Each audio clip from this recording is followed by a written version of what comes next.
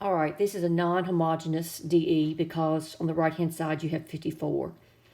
So the first thing you do is you find your y sub c, and you do that by finding your auxiliary equation and setting it equal to 0. And that's going to be m plus 3, m minus 3. Set both those equal to 0, and you're going to get m equal negative 3 and m equal 3. Two real distinct solutions. So my y sub c is c1e to the negative 3x plus c2e to 3x. So y sub c is done. Your y sub p, the way what you do to find that, you look at the right-hand side, the 54, and you ask yourself, what annihilates a 54? 54, obviously, that's just a number that goes back in terms of our three types of operators. That's case 1.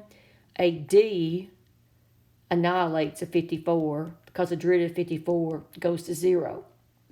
All right, so what you do, you take whatever form it is, in this case D, and you set it equal to 0, and then form a auxiliary equation, m equals 0.